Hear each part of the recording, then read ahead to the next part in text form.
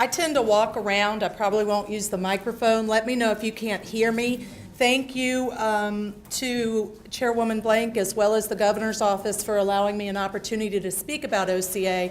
I am fortunate to say I have enjoyed all of my jobs in child welfare. I've had a good number of them.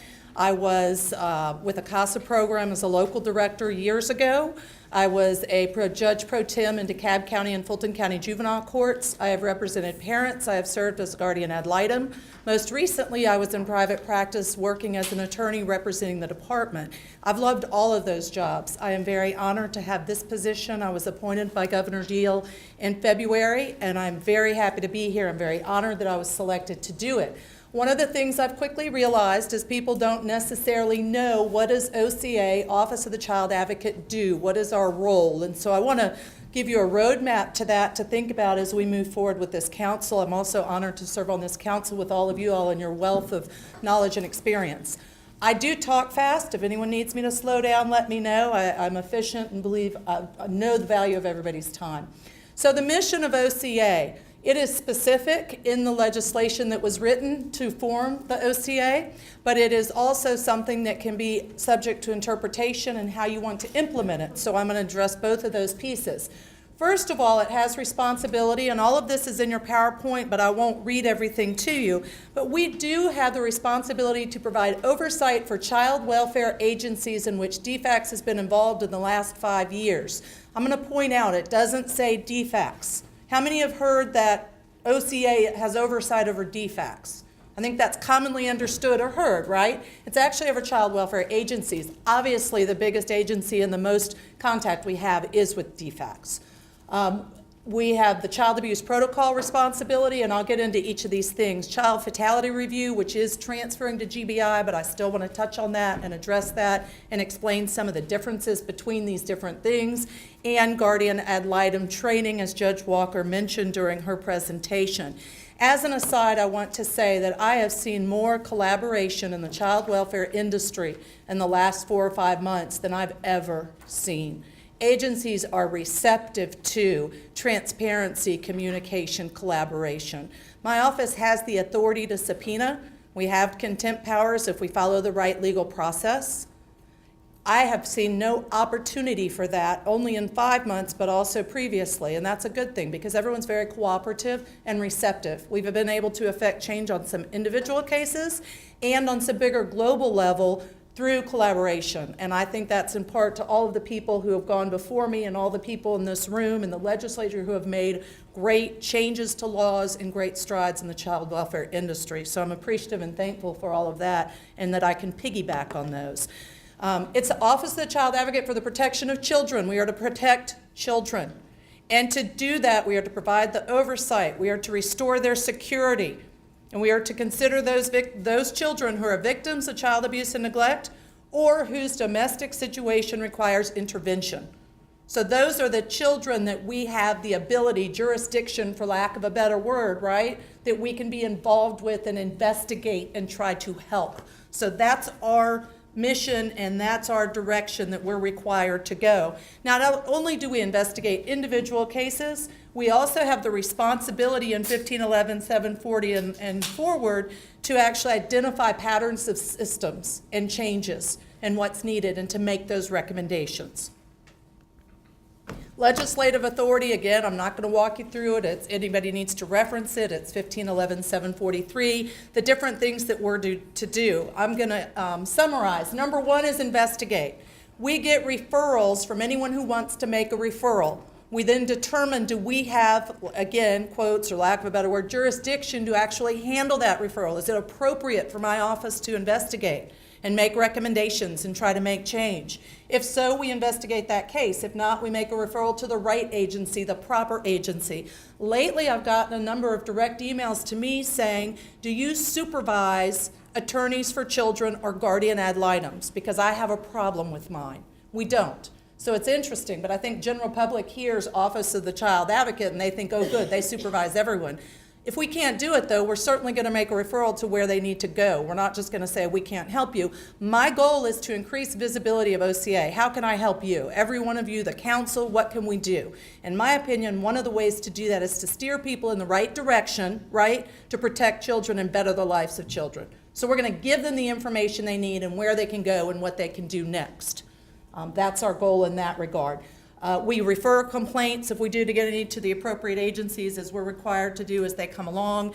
I was responsible for supervising child fatality review. That is moving to the GBI. Senate Bill 365 passed, and that's effective July 1. I'm working hand in hand with the GBI to make that transition as easy and seamless as possible. They've been, no surprise, excellent to work with. There's some very good reasons that it's going to be at the GBI. I completely support that the investigative piece and data gathering and getting all the information from the committees all over the state goes hand in hand with what GBI knows how to do. They're experts at that in the communication and the gathering of the information and investigating. So that's all a positive thing. CFR also looks at the prevention piece and how to prevent child deaths, and that obviously will stay with them in the move. I want to touch briefly here on the differences between OCA, CFR, and what we're going to get to, which is the Child Abuse Protocol, or CAPS. So the OCA can investigate the complaints, make recommendations, try to solve it, look at the system, what are the issues. We have to do an annual report for the governors, for the senators, for the representatives, right, that we provide all the information. Child Fatality Review Panel exists. There are child fatality review staff and there are child fatality review committees at the local level. They are there to specifically review child deaths, to gather all that data. Why is that data important? It's important for part 2 of CFR, which is prevention. How are you going to know how to prevent deaths if you don't know what's causing deaths? The First Lady's Cabinet has used some of the data to do the SPLASH campaign, which hopefully you're going to see about water-related deaths, because that's the second highest cause of death for 18-year and older in the state of Georgia, statistically. So it's such valuable data and can make great strides towards prevention. So we'll continue to work with CFR, but that's what they do, and we'll be with GBI. The other legislative authority activities are the periodic reports I just mentioned, to convene quarterly meetings with organizations. Again, I have lots of meetings, but I have to tell you, in this day and age, I don't find it necessary to get people to the table to demand a formal meeting. Everyone is so receptive to, what do you need as an agency? DJJ has said, here's a data sharing agreement. What do we need to do? Public health, we have a data sharing agreement with. DFACS. I think that this is a time for this council to make great strides because of the willingness of everyone to collaborate in the best interest of children.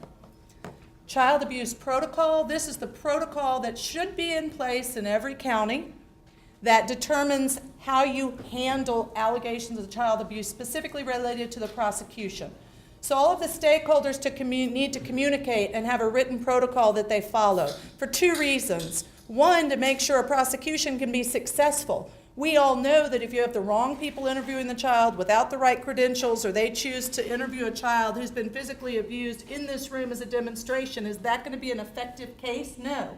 You have all these people in there, reliability goes out the window. If you have a protocol who says this is who does it when and this is how we're going to do it, to work collaboratively with all the other local agencies, you can be much more successful in the prosecution, which is part of the protection of children. The adults who have committed these crimes, or allegedly committed these crimes, need to be prosecuted. CAPS is a very good way to ensure and help the cooperation needed in the right order of steps to make that work. What's the second part of the benefit of CAPS? Second huge part. A child will be less traumatized. If you have a good child abuse protocol, they're going to be less traumatized, because guess what? The right people are going to be interviewing them from the get-go. If there's a child advocacy center who does forensic interviews, they should be the one interviewing the child, not a well-meaning, no bad feeling case manager who may not know or have been trained and say, uh-oh, I need to interview this child. And then guess what? The child gets to tell this whole story again to the next person. So this is twofold, the reason for CAPS. Now, let me say at this point that I was very surprised to learn when I came to OCA that approximately 50% of the counties have child abuse protocols. Now, it's in the law. This is not changed. This is not new. Only 50% of the counties. My goal is to increase that penetration rate to 100%. Will that be a little unrealistic? I don't know until I try, but 50% is too low from my perspective. The other piece of this, if you looked on our website, the one that we have is from 2010. We all know laws have changed a lot. So we're in the process of updating the child abuse protocol to make it comply and work with all the current laws so that it's a good model protocol for 2014. So that's what we're doing in the way of CAPS. And we'll build the relationships with the district attorneys and the superior courts, et cetera, to work with them to also provide training. Training for CAPS is something else that my office is responsible for. So we'll be doing that. Guardian ad litem training. Judge Walker addressed guardian ad litems and attorneys for children thoroughly and well. All I'm going to add is that OCA does have the mandate to approve or provide the training. In the past, OCA has provided guardian ad litem training. At this moment, the funding is not there to do it. I do intend to ask for grants for that, but in the meantime, I am approving trainings. I'm working with ICLE so that they can make sure if somebody's doing a training that meets the requirements and a CAPTA, that we can actually go ahead and approve a training so guardian ad litems receive it. In line with that, the Youth Law Conference will have a track so that they can provide a training. The part of the training goes to that. So there's some great opportunities. If you know of any attorneys or anyone and you say, we don't know if they've had the training or we want them to have the training, I welcome them contacting the OCA to find out when is the next training, how can I attend it, is it going to meet all the requirements, I can answer all of that. The second piece, and it's been interesting, I've gotten some unintended consequential blowback as a result of my saying, I think it's a good idea to start making a list of all the individuals who have attended approved training, not to distribute it, not to make it public, not to advocate and say, this is a great attorney, I don't know, but to be able to say to judges or anyone in the child welfare industry, if they say, hey, I need some guardian ad litems who live in Polk County and have gone through approved training, I can pull up my list and say, here, let me tell you those that I know of. Doesn't mean they haven't gone through it, other people, but I could say I have. So I'm working on how to do that and taking into account and respecting that some attorneys have given me feedback to say, I don't want to be on a list. I don't want to do it. We'll work on that. So stay tuned. That's a next step that I hope.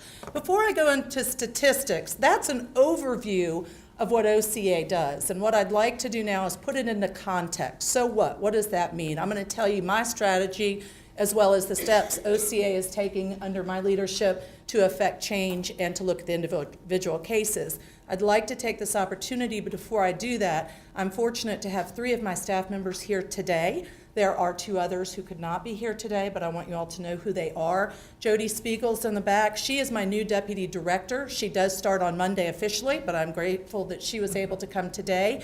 She was a prosecutor and she works for the Attorney General's office, I should say, until recently. Thrilled she's coming to OCA because she will be primarily responsible for the child abuse protocol. It goes hand in hand. She knows how to work with the district attorneys. She knows how to prosecute a case. So certainly she'll have the knowledge and experience to say, this is what we need to take into account to make sure the child's not traumatized multiple times and that the best protocols in place to proceed with the prosecution of these alleged perpetrators. So that's Jody. 2 of my investigators, Chuck Pittman, has been with the office longer. He has been with us for 10 years. Is that right, Chuck? 6. I don't know why I was thinking, but you were with DJJ prior. So he is one of our investigators. Brendan Jenkins has been there approximately 2 years recently, and another one of our investigators. And I will tell you, I have an excellent team. I'm very happy. There are 2 other investigators. They do excellent work through changes in leadership and changes in structures. They have continued to do their job, investigate cases. They're very responsive. They're very available. My office is a public agency. We are available anytime that you need us. All you have to do is call. You can get my cell phone number. Anything we can do, we're happy to do.